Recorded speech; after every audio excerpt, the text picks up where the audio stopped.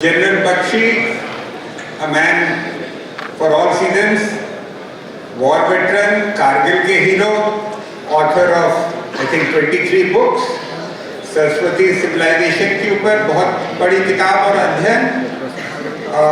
1970 में इन्होंने Indian military academy Dehradun से कमीशन पाया। 1965 में सैडली इनके brother he was martyred in the 1965 war. General Bakshi एक ऑब्वियसली मिलिट्री फैमिली को बिलोंग करते हैं। कारगिल वॉर के हीरो 2008 में रिटायरमेंट ली और उसके बाद से आज भी 3 बजे रात तक अपनी अध्ययन और अपनी किताबें लिखते हैं। A big round of applause for general Bakshi.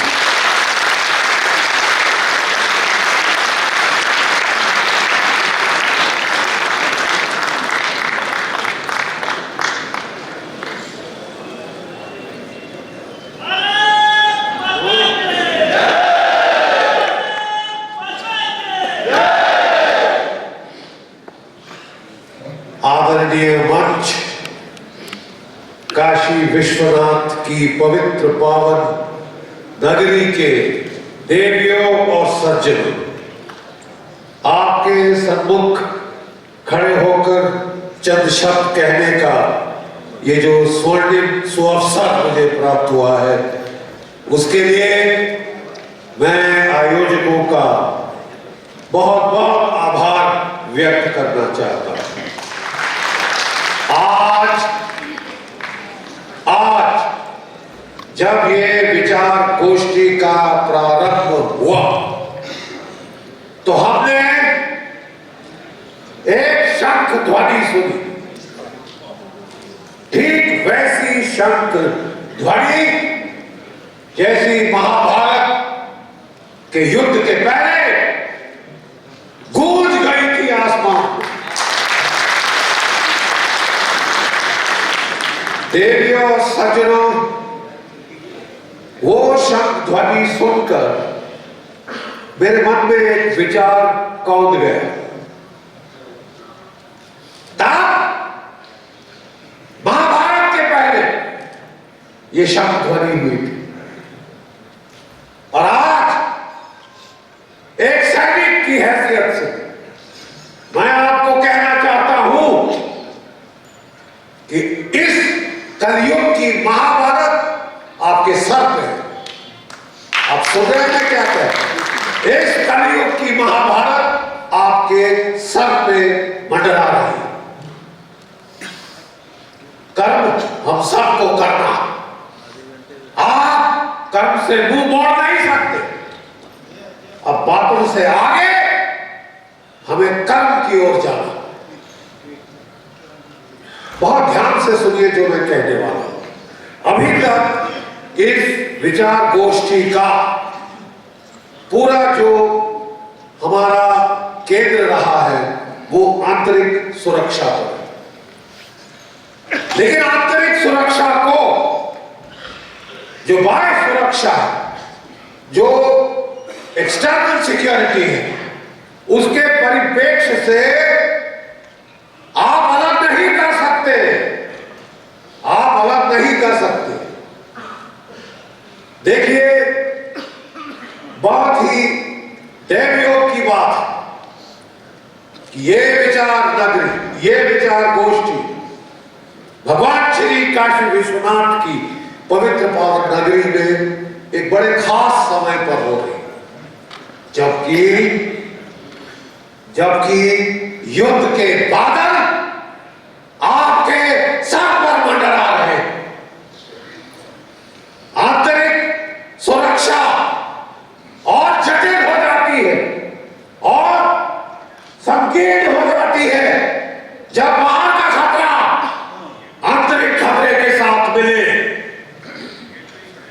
General Franco कहा करता था, मेरे 4 बड़े दस्ते दुश्मन की राजधानी की ओर जा रहे हैं और 5वां दस्ता वहां से उठ के पीछे से वार करेगा। इसको बोलते थे फिफ्थ कॉलम। जैसे हम बातचीत कर रहे हैं, अभी बताया कि मैं 3-3 बजे रात तक जाग रहा हूं, इसलिए कि बड़े अच्छे संकट और इम्तिहान की घड़ी आ रही है। आपको तैयार होना पड़ेगा। आप इससे मुंह नहीं मार सकते। और माफ कीजिए, आप चर्चा नहीं कर सकते। आप सुन रहे हैं मैं क्या कह रहा हूं? आप चर्चा काटकर दूसरी गाल आगे करकर ये सच्चा नहीं कर सकते।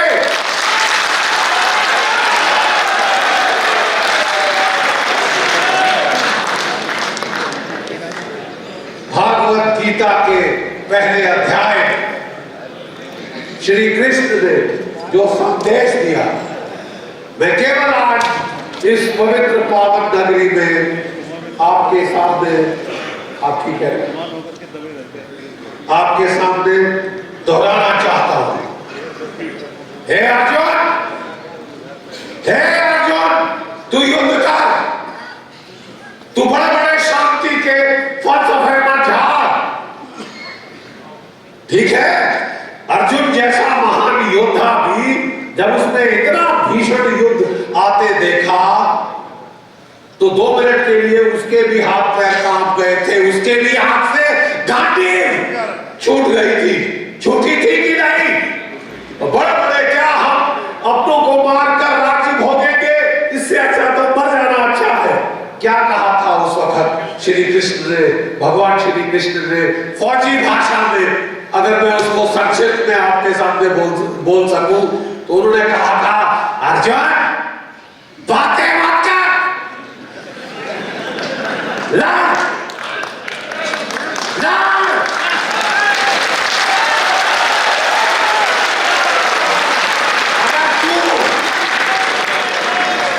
अगर तू इन्हें नहीं मारेगा तो ये तेरे को मार डालेंगे, बेरहमी से तेरा कत्ल कर देंगे। और अगर तू इनको मारेगा तो यश कमाएगा, तू अपना कर्तव्य पूरा करेगा, कर्तव्य का पालन करेगा। देवियों और सज्जनों, जैसे हम ये बातें कर रहे हैं, अफगानिस्तान में युद्ध चल रहा है। विनाशाय दुष्कृता, विनाशाय दुष्कृता। जहां दुष्ट खड़े होते हैं उनसे लड़ना अपना हर क्षत्रिय का कर्तव्य है। मैं तो बोलूंगा हर भारतीय का कर्तव्य है, हर इंसान का कर्तव्य है। जहां औरतों को कोड़े मारे जा रहे हैं, जहां औरतों को कोड़े मारे जा रहे हैं, पत्थरों से मार मार कर उनकी जान ली जा रही है, चीख रही है वो औरतें। अब वो अर्थनाद आपको सुनाई दे रहा है, आप कानों में उंगलियां डाल देंगे तो वो खत्म नहीं होगा। जैसे हम बात कर रहे हैं, संकट के बादल वहां घिर गए। ठीक है साहब, चीन और पाकिस्तान ये दो तो आपके दुश्मन जमाने से, अब उसमें तालिबान जोड़िए, अब उसमें तुर्की जोड़िए। तुर्की अपना बेस बागराम पे बनाना चाहता। तुर्की 3000 सीरियन जो है आतंकवादी वो तैयार कर रहा है कि वो जम्मू और कश्मीर में घुसे। आप सुन रहे हैं मैं क्या कह रहा हूं?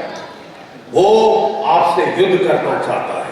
वो जो एर्दोगान है वो अपने आप को खलीफा बताना चाहता है, और खलीफा बता के ये सारी ताकतें मिलकर, जैसे महाभारत में 18 अक्षौणियां लेके चढ़ गए थे कौरव पांडवों के ऊपर, वैसे अक्षौणियां इकट्ठी हो रही हैं जैसे हम बात कर रहे हैं। जो भी इंटरनल सिक्योरिटी की बात की गई है वो खतरा और भी संकीर्ण हो जाता है। जब आप देखें साहब, एक तो खतरा घर में था ही था, लेकिन आप चारों ओर तकरीबन आपके बादल आ रहे। चीन की नेवी, दक्ष दक्षिण पूर्व एशिया से आगे बढ़ के हिंद महासागर में आ रही है। बेस उसने बना लिया है म्यांमार में, श्रीलंका में, ग्वादर पश्चिमी में, पाकिस्तान के अंदर, और वो जो है अफ्रीका के हॉर्न ऑफ अफ्रीका जिबौती में भी उसका बेस है। चारों तरफ से चक्रव्यूह बन रहा है। अगर हमें मालूम नहीं, हम आनंद में, आप धोखे में, आप भारी धोखे में। आपके ऊपर आफत आ रही है, आपको लड़ना होगा, आपको युद्ध करना होगा, आपको पुरुषार्थ करना होगा। बातें नहीं, अब पुरुषार्थ का समय आ गया। क्या हमको भयभीत होने की जरूरत है? क्या हमारे चेहरे फीके पड़ जाने चाहिए? बकवास। 1.4 अरब भारत की आबादी है। 1.4 अरब चीन की आबादी से ज्यादा है आपकी आबादी। ये खुशखबरी सुन ली आपने? इस काम में हम अच्छे हैं। 1.4 अरब आबादी है और दुनिया की यंगेस्ट, सबसे युवा आबादी है। 50% भारतीय 25 वर्ष की आयु के नीचे है। अगर आज फौज खड़ी करनी है तो हम दुनिया की सबसे बड़ी फौज खड़ी कर सकते हैं। और ऐसे हमारी सेकंड लार्जेस्ट आर्मी है दुनिया में, नंबर 2 केवल चीन की आर्मी हमसे बड़ी। ये ऐसे ही कई लोग कह रहे हैं कि घटा दो घटा दो घटा दो, बढ़ाओ।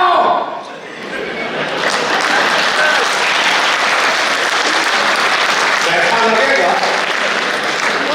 पैसा लगेगा, पैसे बचाओ माता, नहीं तो महंगा पड़ रहा है। सुन रहे मैं क्या कह रहा हूं? इस वक्त आपने पैसे बचाए, आप रहोगे नहीं,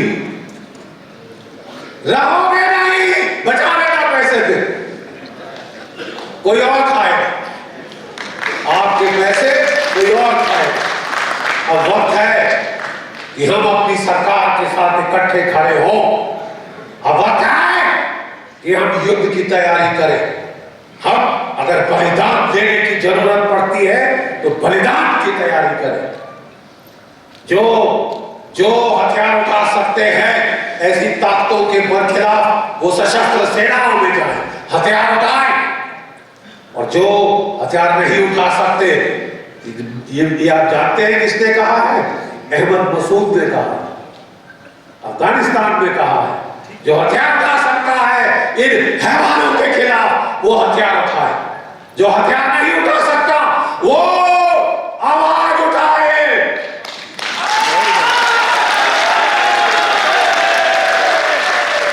देवियों सज्जनों, आंतरिक सुरक्षा और हमारी जो बाहर की सुरक्षा है, ये दो अलग खानों में नहीं हो सकती।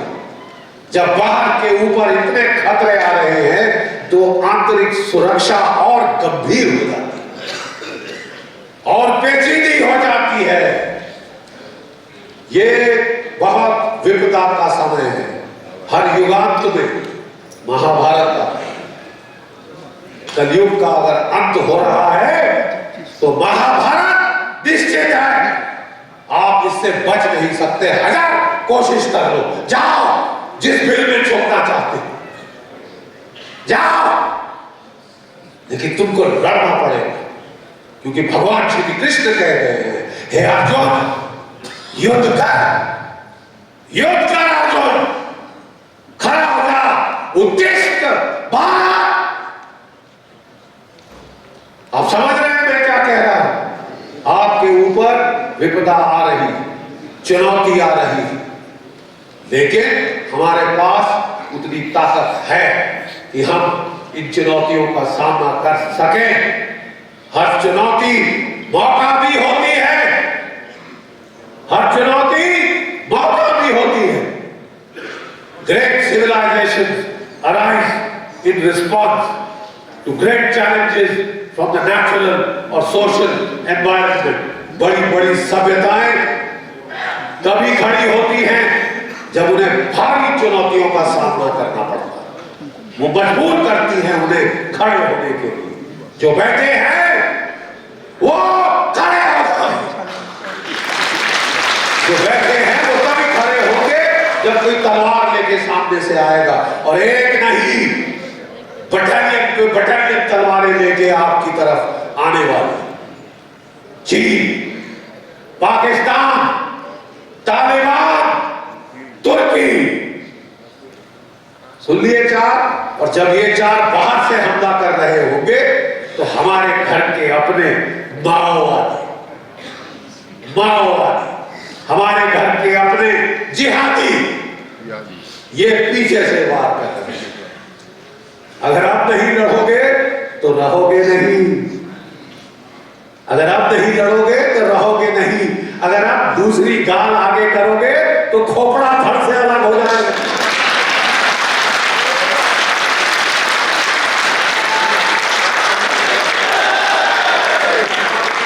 देखिए, मेरे को दुख तब होता है कि जब लोग हमारे ही शास्त्रों को हमको तोड़ मरोड़ के बताते हैं।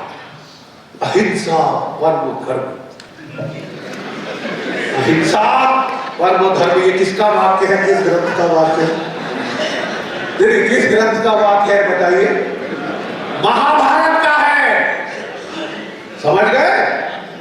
लेकिन आपको पढ़ के सुनाया गया है पहला हिस्सा, दूसरे हिस्से को सेंसर कर दिया गया है।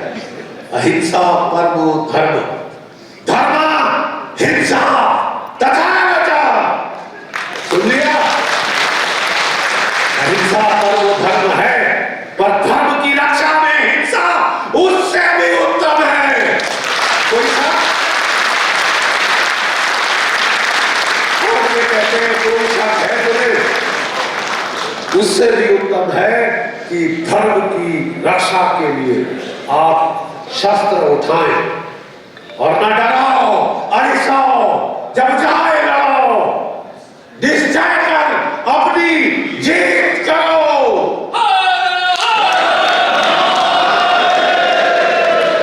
ये काशी विश्वनाथ की नगरी है, ये महादेव की नगरी है। महादेव से बड़ा योद्धा कोई नहीं, जो पूरे विश्व का विनाश कर सकता है। केवल ये नेत्र खोलिए, ये नेत्र, ये दो नहीं, ये। और वो नेत्र खुलने का जब समय आएगा आप लोग उसका माध्यम बने। भारत की जनता बता देगी कि हमने बहुत सह लिया। 8 सदी हमने जो है आक्रमण पे आक्रमण सहे। 8 सदी हमारे शहर जलाए गए, 8 सदी हमारे गांव के लोगों के सर काट दिए गए हैं, हमारे मंदिर तोड़े गए हैं, हमारी औरतों की इज्जत लूटी गई है, उन्हें वेश्या बाजारों में जाके बेचा गया है, काबुल में, कंदहार में, बुखारा में, सामरकंद में। और आपने क्या सीखा? अहिंसा परमो धर्म। अगर आपने ये सीखा तो एक फौजी की भाषा में और एक पंजाबी की भाषा में फेंटे बूते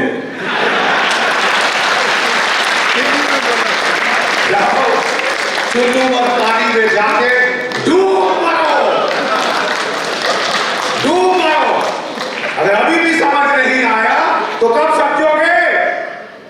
इसीलिए आज का जो मैंने शंखनाद सुना काशी विश्वनाथ में तो मेरे रोंगटे खड़े हो गए, सहर गई पीठ,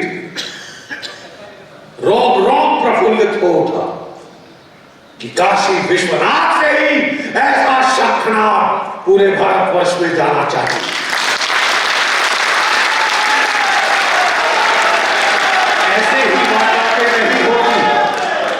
ऐसे ही बातें नहीं होती, ऐसे घटनाक्रम नहीं होते। ये बड़ा पवित्र पावन एक मुहूर्त था जिसमें शंखनाद हुआ, और इतना लंबा शंखनाद, इतने हर्ष से भरा शंखनाद मैंने आज तक नहीं सुनी। ये केवल काशी विश्वनाथ को हो सकता है। हम पे हमला जो है वो एक तो भौतिक हमला यानी सैनिक हमला, उसकी बातचीत हो रही है। अप्रत्यक्ष युद्ध की बात हो रही है, क्योंकि प्रत्यक्ष युद्ध करने का दम नहीं है लोगों को। 4 बार पिट चुका है पाकिस्तान, अब वो अप्रत्यक्ष युद्ध करना चाहता है। चीन ने देखा कि पाकिस्तान का हौसला पस्त हो रहा है, तो चीनी फौजें लद्दाख में चढ़ आई और क्या हुआ? गर्दनें तोड़ दी, गर्दनें तोड़ दी, हिल गए चीनी भी। तो क्या तरीका चुना लड़ाई का? कोरोना, कोरोना से लड़ेंगे ये। क्यों? क्योंकि साहब पूरे चीन में आदेश है कि किसी भी परिवार का एक से ज्यादा बच्चा नहीं होगा, और जो बच्चा इकलौता होता है वो माँ बाप के लाड और प्यार में पलता है, वो फौज के लायक नहीं होता। तो फौज कहां से भरेगी चीन की? 42 साल हो गए चीन को लड़ाई की, वो लड़ने के काबिल है। हमारे लड़के तगड़े हैं।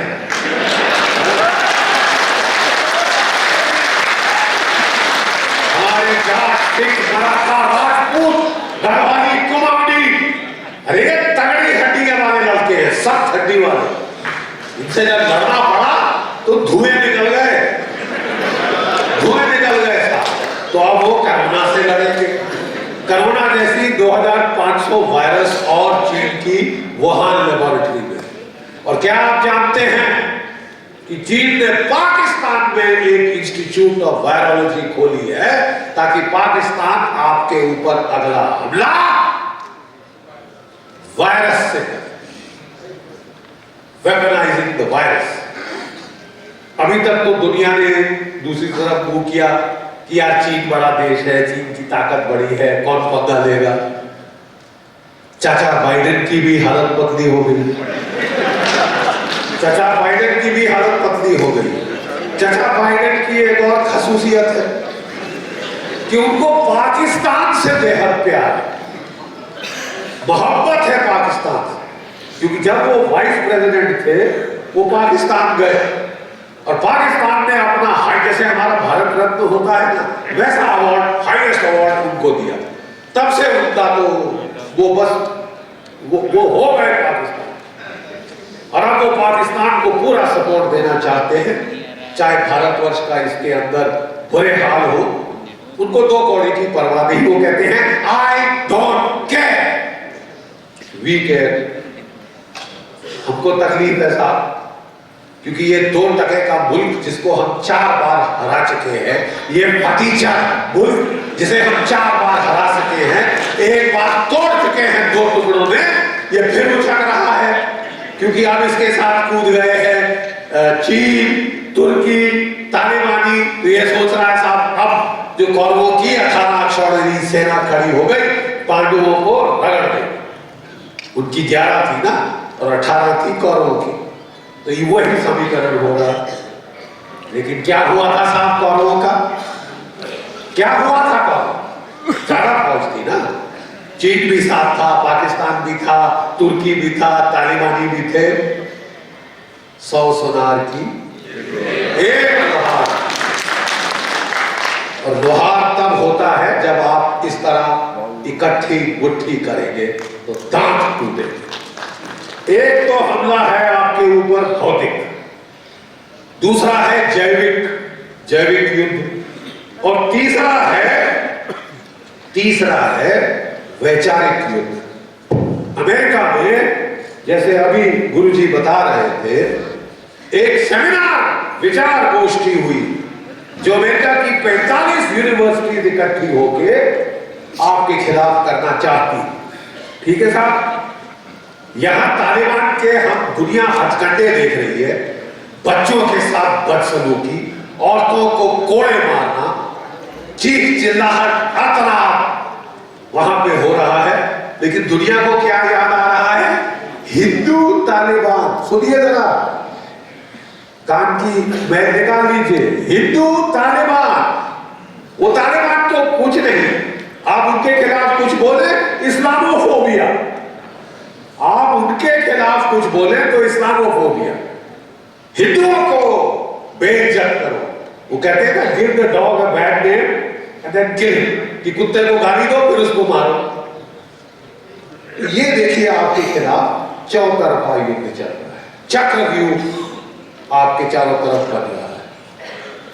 अब चक्रव्यूह को तोड़ने के तरीके, जब अभिमन्यु सुभद्रा की कोख में था तब श्री कृष्ण बता रहे, ठीक है साहब, आप लोग सोइए मत, आप लोग सोइए मत, सुनिए, क्योंकि उसकी मां सो गई थी आधे में, इसलिए अभिमन्यु मारा गया। अब समझ रहे हैं मैं क्या कह रहा हूं, बहुत गूढ़ चीज कह रहा हूं।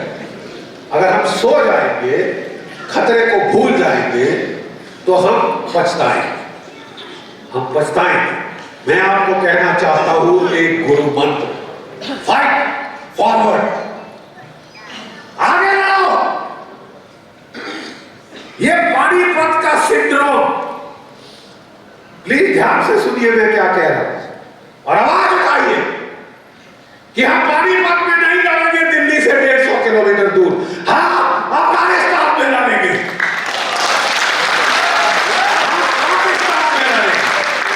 क्यों हमारे देश की तबाही हो, क्यों हमारे खेतों को टैंक रौंदे, चाहे हमारे टैंक, चाहे पाकिस्तान के टैंक, चाहे चीनी टैंक, युद्ध होगा तो दुश्मन की सरजमीन में होगा।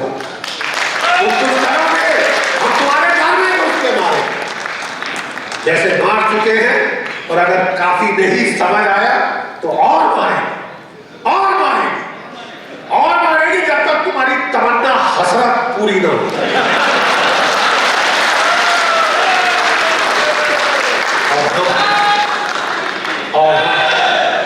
और हम चरखा नहीं का। देवियों और सज्जनों, मैंने आपसे जो है ये बताने की कोशिश की है, ये जो दुश्मन आप आने वाले दिनों में देखेंगे वो लाइन ऑफ कंट्रोल के पार इतना नहीं आए। पता क्यों? क्योंकि वहां हमने फेंस बना रखा है, वहां हमारी फौजें पूरी तरह तैनात है। तुम आज सालों तुम्हारे लाशों के कालीन बिछा देंगे, तुम आगे देखोगे। तो ये कहां से आएंगे? ये मस्कत से आएंगे। आप समझ रहे हैं? यहाँ के लोगों को जो बहका कर मस्कत ले जाया जा रहा है, वहां से किश्तियों में इनको लाके कराची के पास थट्टा कैंप में लाया जा रहा है। थट्टा कैंप जानते हैं कौन सा वाला कैंप है? बताइए थट्टा कैंप की क्या खसूसियत है? अजमल अमीर कासम वहां ट्रेन हुआ था 26/11 में, वो फिर कैंप खोल दिया गया, वो फिर मुंबई करना चाहते हैं। आपके लोगों को बहका कर नेपाल ले जाया जाए, बांग्लादेश ले जाया जाए, श्रीलंका ले जाया जाए, भारतीय पासपोर्ट वहां धरवा लेंगे, पाकिस्तानी पासपोर्ट वहां की एम्बेसी इशू करेगी, ताकि आपके रिकॉर्ड पे, चिट्ठे पे कोई विदेश का नाम ना आए।